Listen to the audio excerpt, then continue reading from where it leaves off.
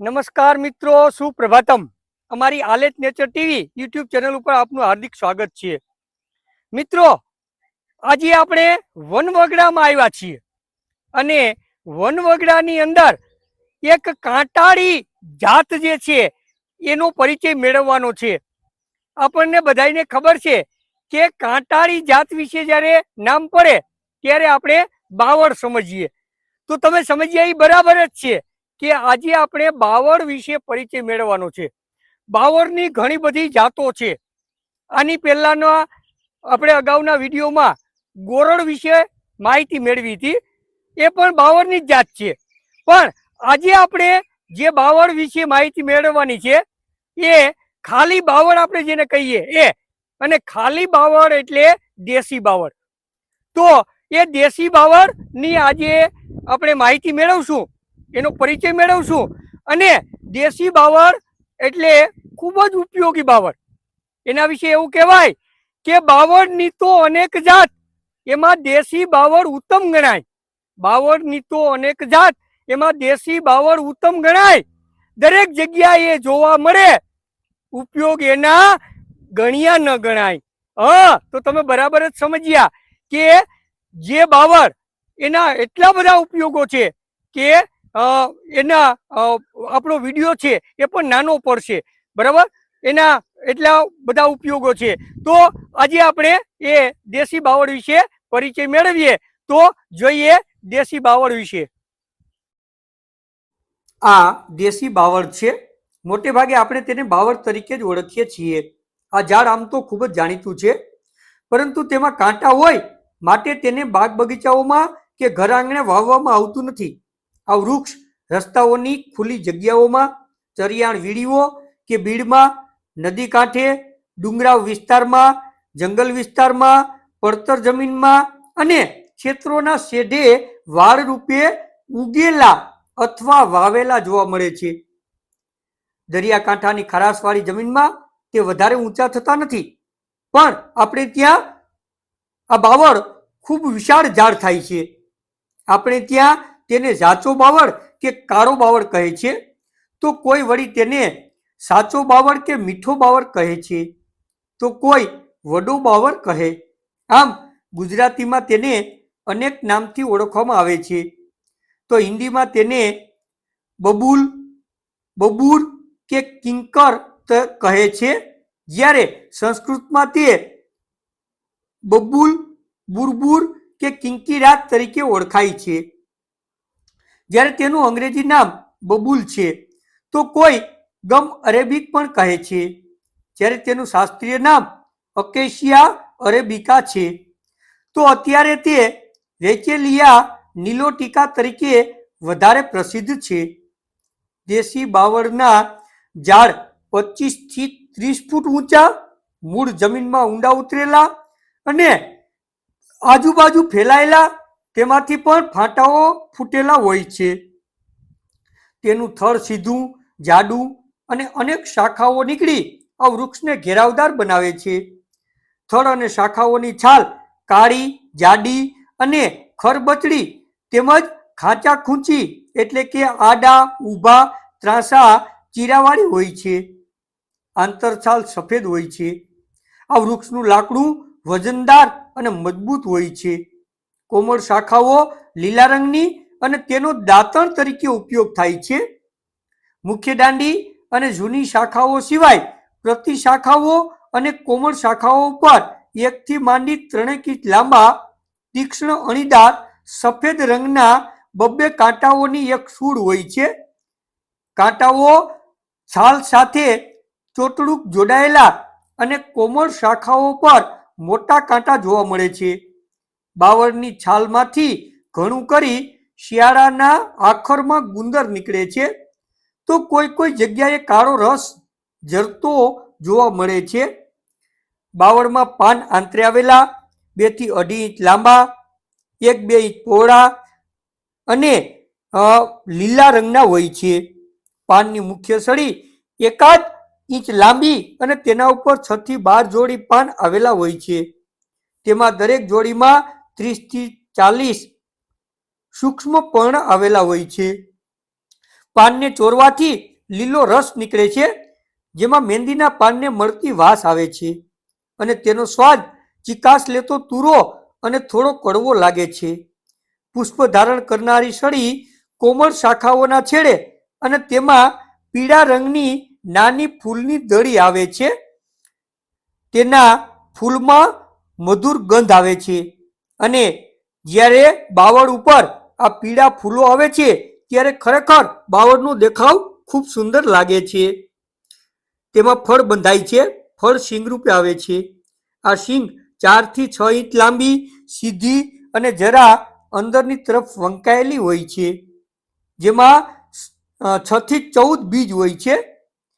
શીંગ ચપટી હોય પરંતુ બીજનો ભાગ બંને તરફ ઉપસેલો હોય છે. શીંગ રાખોડી રંગની અને પાતળી છાલ ધરાવનાર તેમજ બટકણી હોય છે. તેમાં બીજ ચળકતા, લીસા અને કાળા રંગના હોય છે. તેમાં પીળાશ પડતા ભૂરા રંગની લીટીથી બનેલ કુંડલી હોય છે. બીજમાંથી પીળાશ પડતા સફેદ રંગનું મીંજ નીકળે છે. લેગ્યુમિનોસી વર્ગની આ વનસ્પતિ પુષ્કળ પ્રમાણમાં થતી હતી, પરંતુ હવે તેનો કાપવામાં વધારે આવી રહી છે અને એને વવાતી નથી. પરંતુ ખરેખર આ વનસ્પતિને વાવવી જોઈએ. આ વનસ્પતિ એકવાર ઉગી ગયા બાદ થોડું રક્ષણ મળે તો પછી તેને પાણીની પણ જરૂરિયાત રહેતી નથી.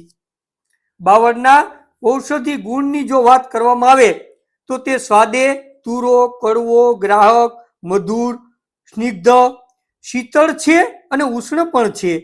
વૃક્ષ અને ભારે છે. તે આમ રક્તવિકાર, કફ, કોઢ, કૃમિ, ઉધરસ, પિત્ત, દાહ, રક્તાતિસાર, વાયુ, પ્રમેહ અને મુખરોગ દૂર કરનાર ગણાય છે.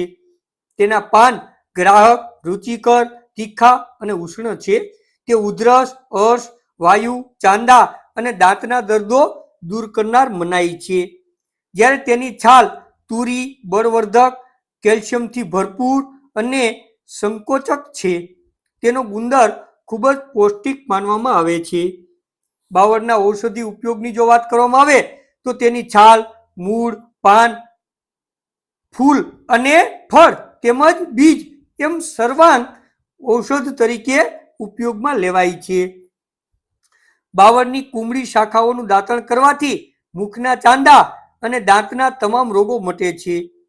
બાવળની આંતરછાલ ખાંડી પાણીમાં ઉકાળી તે પાણીથી કોગળા કરવાથી મુખપાક, મોઢામાં પડેલા ચાંદા અને પેઢાનો દુખાવો દૂર થાય છે.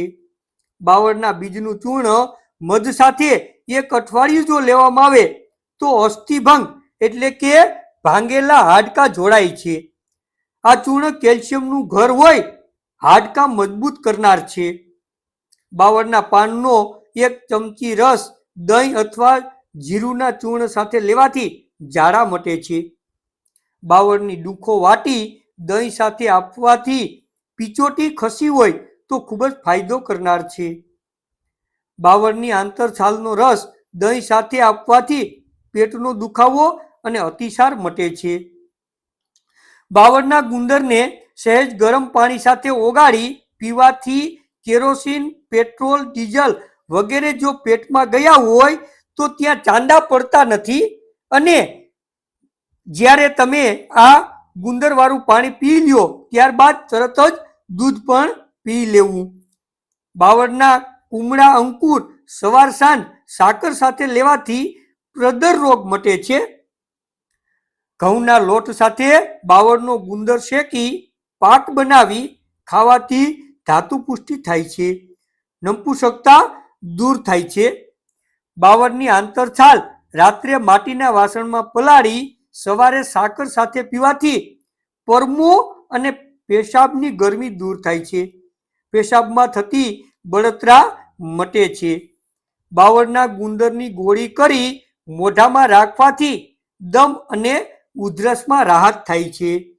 બાવળના પાન મુઠ્ઠીભર લઈ મોઢામાં ચાવી જખમ ઉપર બાંધવાથી જખમમાંથી નીકળતું લોહી તરત બંધ થાય છે. આ પાન મોઢામાં ચાવીને રાખવાથી મુખના ચાંદા પણ મટે છે. જો મોઢું આવી ગયું હોય તો આ પાન તેના માટે ઉત્તમ છે. બાવળના પાનના રસમાં મરી ચૂર્ણ અને સાકર ચૂર્ણ ઉમેરી પીવાથી ઉલટીમાં જતું લોહી અટકે છે. આમ લોહીની ઉલટી બંધ કરવા માટે આ અક્ષીર ઇલાજ છે. બાવળનું ફૂલ સૂંઘવાથી નાકમાં થયેલ ફોડલી એટલે કે પારાયણ મટે છે. બાવળના બીજનું ચૂર્ણ દરરોજ સવારે 1 માસ સુધી નરણા કોઠે 1 ચમચી પાણી સાથે લેવાથી કેળનો તેમજ હાડકાનો દુખાવો દૂર થઈ હાડકાં મજબૂત બને છે. કેળના દુખાવાની આ ઉત્તમ દવા છે. બાવળના પૈડિયાનું ચૂર્ણ, ફટકડી ચૂર્ણ અને સિંધાલું ચૂર્ણનું દંતમંજન બનાવી દરરોજ તેનાથી દાંત સાફ કરવાથી દાંત અને પેઢા મજબૂત બને છે. મોઢાનું કેન્સર થતું અટકે છે. આમ બાવળ ખૂબ જ ઉપયોગી અને નિર્દોષ ઔષધિ વનસ્પતિ છે. તેમ છતાં તેનો પ્રમાણસર ઉપયોગ કરવો વધારે હિતાવહ છે. તો મિત્રો, આજે આપણે બાવળની જાતમાં દેશી બાવળ વિશે માહિતી મેળવી. એને આપણે જાસો બાવળ, મીઠો બાવળ, કાળો બાવળ, વડો બાવળ એ બધા આપણે ઓળખીએ છીએ. એ રીતે એના નામ છે એ બધા. પણ મિત્રો, આ દેશી બાવળ ખૂબ ઉપયોગી છે અને વિશેષ તો આ છાંયો નથી દેતો. અને છાંયો નથી દેતો એનો પણ લાભ છે. મોટે ભાગે આપણે જે ઢોર ચારવાની વીડી હોય, જેને આપણે બીડ કહીએ છીએ, એ બીડકાઓની અંદર આ બાવળા વાવવામાં આવે અને ત્યાં એ બાવળ થાય અને એ બાવળની નીચે ખડ પણ થાય. એટલે એ છાંયો નથી તો ઉપયોગી પણ છે. અને આનું લાકડું છે એ ખૂબ ઉપયોગી છે. અને એટલે તો લોકો પોતાના બીડના શેઢે પારે અને ખેતરોને શેઢે પારે આ બાવળને વાવતા. અને અત્યારે મિત્રો દુઃખની વાત તો એ છે કે આ દેશી બાવળની જે જાત છે એ ધીમે ધીમે ઓછી થઈ રહી છે. તો એને બચાવવી જરૂરી છે. અને કંઈ નહીં તો કંઈ નહીં, પણ એનું જે લાકડું છે એ બળતણ તરીકે ખૂબ ઉપયોગી છે. એટલું જ નહીં, પણ ઇમારતી પણ છે. એ લાકડાને વર્ષો સુધી કોઈ પણ પ્રકારની ઉધઈ કે કંઈ લાગતું નથી અને મજબૂત લાકડું ગણાય છે. તો મિત્રો, બાવળની આ જાતને પણ બચાવીએ. અને હા, આપણું સૂત્ર છે યાદ છે ને કે મારું સ્વાસ્થ્ય મારા હાથમાં. તો મિત્રો, તમારું સ્વાસ્થ્ય જાળવો. અને હા, આવતા મંગળવારે આ જ બાવળના જે પૈડિયા છે એનું દંત મંજન બનાવવાની જે પદ્ધતિ છે, રીત છે, એનો પરિચય મેળવશું. તો આપ જોતા રહો. અને હા, આવતા મંગળવારે ફરી પાછા મળશું. ત્યાં સુધી રજા આપશો. નારાયણભાઈના જય શ્રી કૃષ્ણ.